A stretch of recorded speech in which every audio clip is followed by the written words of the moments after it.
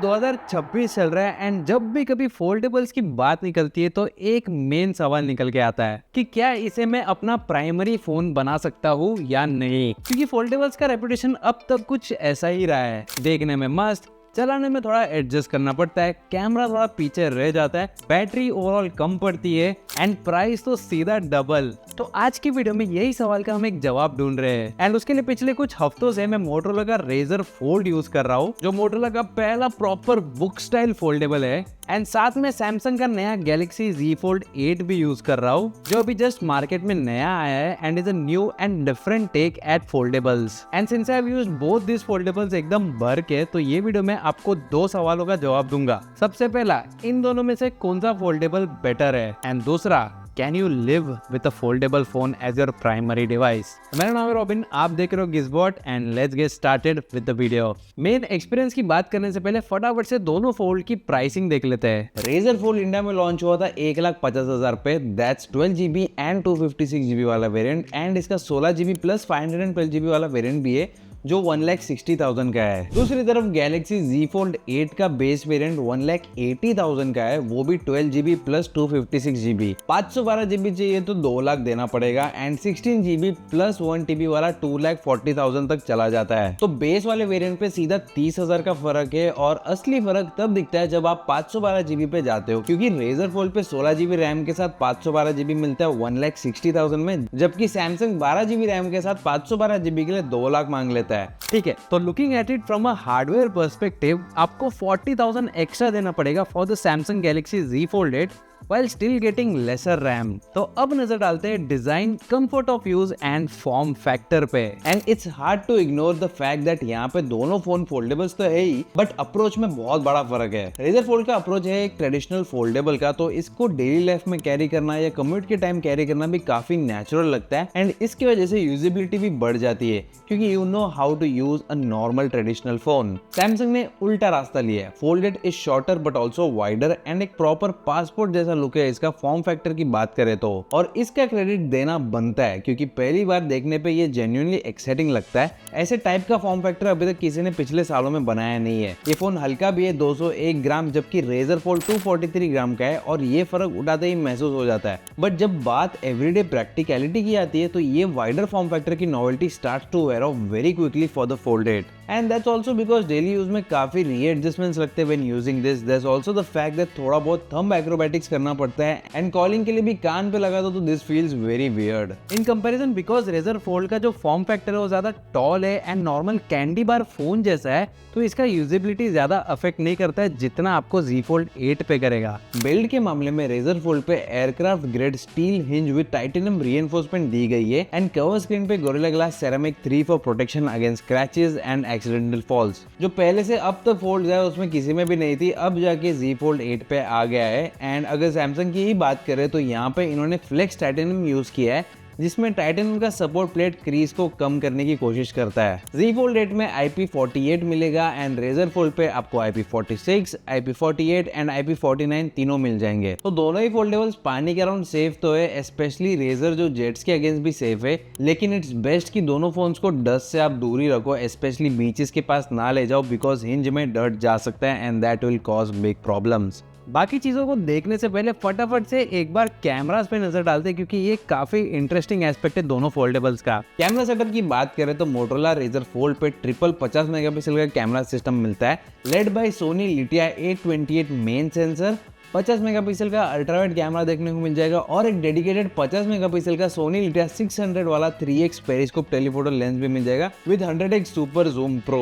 Galaxy Z Fold 8 पे 50 megapixel का main है एंड 50 मेगापिक्सल का अल्ट्रावाइड। बस एक बड़ा सा प्रॉब्लम है, टेलीफोटो लेंस तो है ही नहीं यहाँ पे। सैमसंग सेंसर क्रॉप से 2x तक ऑप्टिकल क्वालिटी का जूम देता है, but yes that is optical quality, not true optical zoom. तो अगर आप फोल्डेबल पे जूम की उम्मीद रखते हो तो यहाँ कोई कंपैरिजन ही नहीं बनता है। 3x optical periscope lens on the Razr Fold and 2x sensor crop on the Z Fold 8 are two very different things and ये फर्क आपको कॉन्सर्ट में या किसी भी ऐसे जगह पे जहाँ पे आप पास नहीं जा सकते और फोटोज खींचना चाहते हो वहां जाके समझेगा। और मुझे जो सबसे ज्यादा चीज मैटर करती है वो है रिलायबिलिटी। फ्लैगशिप फोन में एक अच्छी फोटो तो कोई भी निकाल लेगा, असली बात तो ये है कि क्या वो चीज हर बार निकलती है या नहीं। Consistency is more more important. Razr fold के साथ डे लाइट में शॉट्स कंसिस्टेंट आते हैं, कलर्स ओवर द टॉप नहीं जाते एंड जो भी क्लिक करो वो सीधा सोशल मीडिया पे डाल सकते हो बिना एडिट किए, वैसे फोटोज आ जाते हैं। तीनों लेंसेज पे सेम 50 मेगापिक्सल का सेंसर होने का फायदा ये भी था कि लेंस स्विच करो तो क्वालिटी में कोई डाउनग्रेड नहीं दिखता है। अब बात करते हैं सेल्फी कैमरास की। रेजर फोल्ड के कवर स्क्रीन पे आपको 20 मेगापिक्सल का कैमरा मिल जाएगा एंड अंदर वाले स्क्रीन पे 32 मेगापिक्सल का। गैलेक्सी Z Fold 8 पे दोनों तरफ 10 मेगापिक्सल के ही कैमरास है, तो यहाँ भी गैप काफी बड़ा है। वीडियो में भी रेजर फोल्ड का अंदर वाला कैमरा 4K तक रिकॉर्ड कर लेता है, जबकि कवर वाला 1080p पे रुकता है एंड मेन सेंसर पे डॉल्बी विजन रिकॉर्डिंग भी मिलती है। एक चीज जो सैमसंग के फेवर में है वो है प्रोसेसिंग एंड कलर साइंस, क्योंकि ये सालों का कंसिस्टेंट रह चुका है एंड बहुत लोगों को वही पसंद भी आता है। इट लीन्स टुवर्ड्स थोड़ा सैचुरेटेड कलर जैसे ग्रीन्स एंड रेड से। दैट्स इट, मोटोरोला की प्रोसेसिंग में ऐसा कोई प्रॉब्लम नहीं है, it's just personal preference at this point. लेकिन अगर प्योरली हार्डवेयर के बारे में बात किया जाए तो यहाँ पे मोटोरोला का जो कैमरा सिस्टम है that is much more superior. अब आता है वो पार्ट जो मेरे हिसाब से रेजर फोल्ड का सबसे इंपॉर्टेंट है एंड वही पार्ट जो ये वीडियो का इन अ वे आपको जवाब भी दे देगा पूरा। मैंने रेजर फोल्ड ज्यादातर बंद करके यूज किया, मतलब कवर स्क्रीन पे, स्पेशली अगर कुछ मैसेजेस को रिप्लाई करना है या रील देखनी है तब। 6.6 इंच का POLED पैनल है एंड 165 हर्ट्ज का रिफ्रेश रेट के साथ आता है, तो जब भी कम्यूट करता हूँ एंड ट्रैफिक सिग्नल पे रुका हूँ लंबे समय तक, I tend to use this screen and बारी धूप में भी there is no problems at all. लेकिन नंबर से ज्यादा मैटर ये करता है कि इसका फॉर्म फैक्टर ऑलमोस्ट एक नॉर्मल कैंडी बार फोन जैसा है, which makes it more comfortable। तो WhatsApp यूज करो, Instagram यूज करो, Twitter यूज करो एंड मेल को अगर रिप्लाई भी करना है तो काफी नेचुरल लगता है। और यही वो जगह है जहां सैमसंग ने भी सेम प्रॉब्लम ही सॉल्व करने की कोशिश की है, बस दूसरे तरीके से। फोल्डेड का जो कवर स्क्रीन है वो 5.5 इंच का है and this is a wider screen. Samsung का आर्गुमेंट यही है कि चौड़ी स्क्रीन पे एक हाथ से टाइप करना ज्यादा ईजी होता है एंड वो आर्ग्यूमेंट यहाँ पे वैलिड भी है। लेकिन एक प्रैक्टिकल प्रॉब्लम है जो स्पेक शीट पे कभी नहीं दिखेगी। ये शेप इतनी नहीं है कि बहुत सारे एप्स अभी तक इसके हिसाब से ऑप्टिमाइज नहीं है, तो कभी कभी साइड में ब्लैक बार्स आ जाते हैं। एंड ऑनेस्टली स्पीकिंग सैमसंग की गलती तो नहीं है from what I know, it is an Android ecosystem issue जो टाइम के साथ ठीक होगा।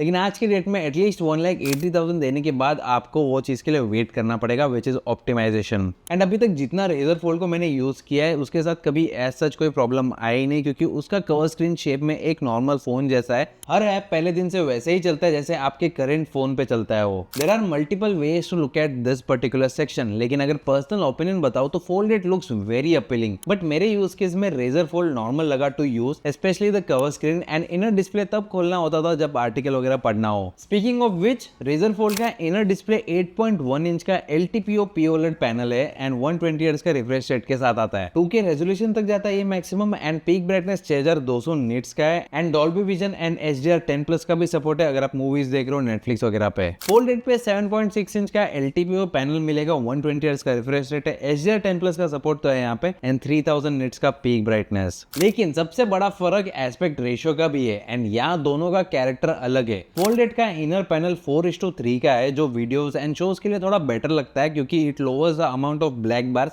ऊपर और नीचे के साइड पे। रेजर फोल्ड का पैनल स्क्वायर के और ज्यादा करीब है, तो रीडिंग एंड डॉक्यूमेंट्स के लिए ये ज्यादा नेचुरल फील करता है। ऑनेस्टली दोनों के इनर डिस्प्लेस काफी बढ़िया लगे मुझे। ऑनेस्टली यहाँ पे रेजर फोल्ड जो है it has edge over the Z Fold 8 hardware के पर्सपेक्टिव से, लेकिन सैमसंग का भी अपना खुद का एक यूजेबिलिटी है। बाकी अंदर का डिस्प्ले को आप काम के लिए ज्यादा यूज कर सकते हो। फॉर एग्जांपल आप इस पे मल्टीपल एप्स खोल सकते हो अगर 3-4 अलग अलग काम करने होंगे तो। अब परफॉर्मेंस पे अगर नजर मारे तो यहाँ पे रेजर फोल्ड के अंदर Qualcomm का Snapdragon 8 Gen 5 मिलेगा, जबकि फोल्डेड पे Snapdragon 8 Elite Gen 5 है। एंड अगर purely family series and name of the series की बात करें तो Snapdragon 8 Elite Gen 5 is far more superior than the Qualcomm Snapdragon 8 Gen 5। लेकिन हमने जो यहाँ पे टेस्टिंग की है वहां पे थोड़ा बहुत ऊपर नीचे हो चुका है, क्योंकि अगर आप AnTuTu बेंचमार्क पे नजर मारो तो मोटोरोला रेजर फोल्ड जो है वो 2.8 मिलियन का स्कोर ले आता है एंड जो सैमसंग गैलेक्सी Z Fold 8 है वो 2.7 मिलियन का स्कोर ले आ जाता है। हाँ ऑफ कोर्स यहाँ पे बहुत बड़ा डिफरेंस नहीं है स्कोर का, but you can clearly tell कि Snapdragon 8 Gen 5 का जो परफॉर्मेंस सीलिंग है वो ज्यादा दिख रहा है यहाँ पे, बिकॉज जो फॉर्म फैक्टर है रेजर फोल्ड का वो ज्यादा जगह दे रहा है for heat to also get out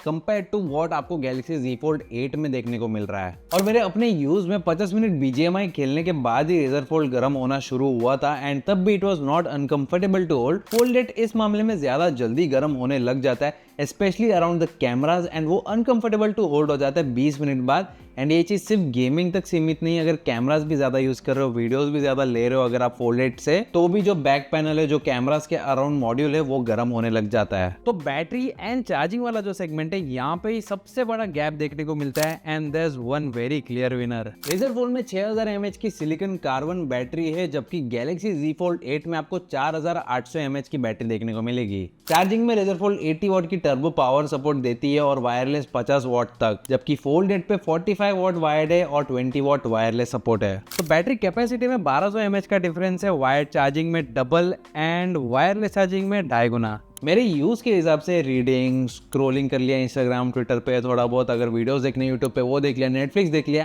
and एकदम स्लाइट कैमरा यूसेज के बाद भी दिन खत्म होने तक Razer Fold जिंदा रहता था। एंड सुबह सुबह ऑफिस जाने से पहले 25 मिनट अगर मैं इसको चार्ज पे लगा देता हूँ तो I have enough battery to keep the battery anxiety away. लेकिन Fold 8 के लिए वो सेम चीज नहीं बोल सकता मैं, क्योंकि around 4 PM 5 PM on a normal work day मुझे वो चार्ज पे लगाना पड़ता था just to keep the battery anxiety away. And charging की बात करें तो ये आराम से 1 घंटा 20 मिनट तक ले लेता फुल चार्ज होने में फ्रॉम 0। एंड वही चार्जिंग स्पीड्स के लिए Razer Fold की बात करें तो वो 1 घंटा लेता था फ्रॉम 0 to 100। तो अब बारी है वर्डिक्ट की। सबसे पहली चीज ये बोलना चाहूंगा कि दोनों फोन्स कोई भी हाल में and in no particular way are bad options, क्योंकि दोनों के अपने अपने ऑडियंसेस है, अपने अपने यूज केसेस है। Fold 8 is trying to do something new with the form factor, and जिन लोगों को ये चाहिए for them the phone will make a lot of sense. But हाँ, आई वुड पर्सनली सजेस्ट कि ऑफलाइन स्टोर्स में जाके एक बार चेक कर लो फोन, एटलीस्ट 20-30 मिनट इसके साथ बिता लो एंड उसके बाद ही एक डिसीजन लेना, क्योंकि ये महंगा डिसीजन होगा।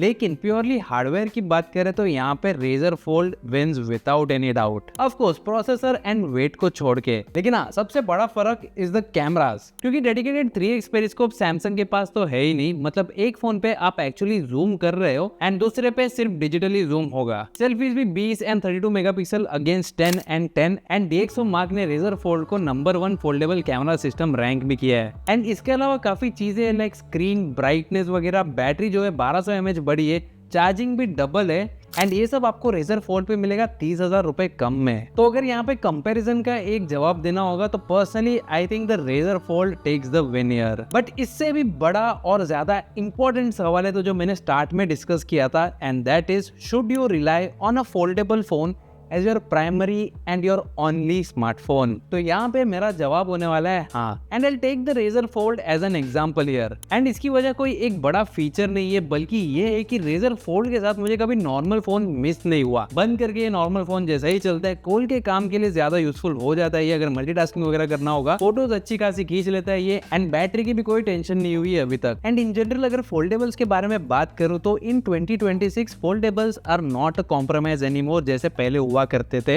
And especially with foldables like this. तो क्या आप पर्सनली एक फोल्डेबल फोन लेने का सोच रहे हो? अगर सोच रहे हो तो नीचे कमेंट्स में आके बताओ कौन सा फोन लेने का सोच रहे हो। क्या वो Galaxy Z Fold 8 है, Z Fold 8 Ultra है, या फिर Razer Fold है? एंड ऐसे और वीडियोस के लिए गिज़बॉट को सब्सक्राइब कर देना, ये वीडियो को लाइक कर देना। मेरा नाम तो Robin, and I will see you guys in the next one. Till then take care, bye bye.